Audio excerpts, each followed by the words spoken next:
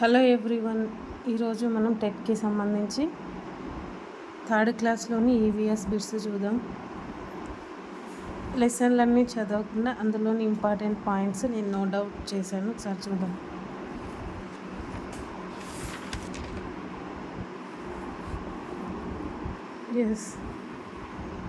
Third class EVS first lesson కుటుంబం.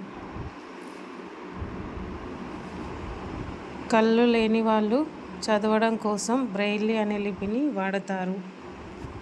ప్రతి సంవత్సరం డిసెంబర్ 3న ప్రపంచ దివ్యాంగుల దినోత్సవం జరుపుతారు. ప్రతి సంవత్సరం అక్టోబర్ 1న ప్రపంచవ్యాప్తంగా వృద్ధుల దినోత్సవం జరుపుతారు. అమ్మ, నాన్న, అవ్వ, తాత వాళ్ళ పూర్వీకుల వివరాలు తెలిపే పట్టికను వంశవృక్షం అంటారు. సెకండ్ లెసన్ ఎవరెవరు ఏం పని చేస్తారు. ఇందులో ఫస్ట్ పాయింట్, ఆదాయం కోసం నైపుణ్యంతో చేసే పనులను వృత్తులు అంటారు. అందులో ఒకే పాయింట్ ఉంది, ఇంకా ఇంపార్టెంట్ పాయింట్స్ ఏం లేవు. నెక్స్ట్ థర్డ్ లెసన్ ఆడుకుందాం. కొన్ని ఆటలను జంతువుల సహాయంతో ఆడుతారు. పోలో ఆటలో ఆటగాళ్ళు గుర్రాలపై స్వారీ చేస్తూ బంతిని మల్లెట్ అనే కర్రతో కొడుతూ ఆడతారు.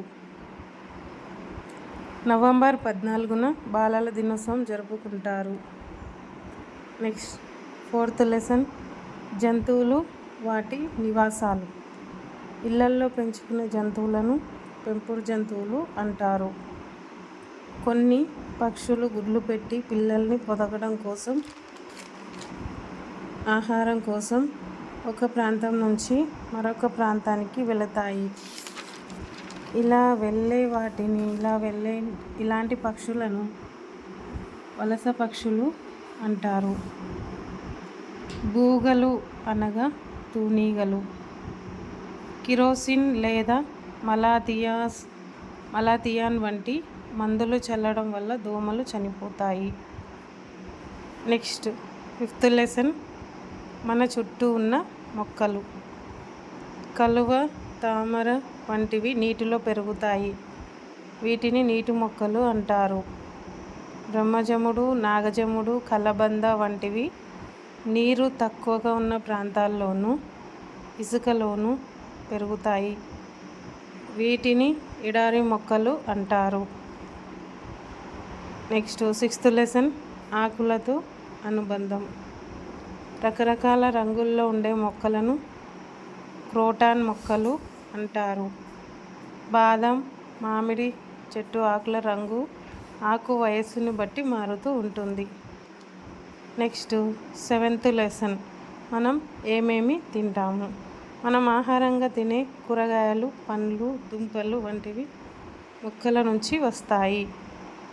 పాలు, గుడ్లు, మాంసం వంటివి జంతువుల నుండి వస్తాయి.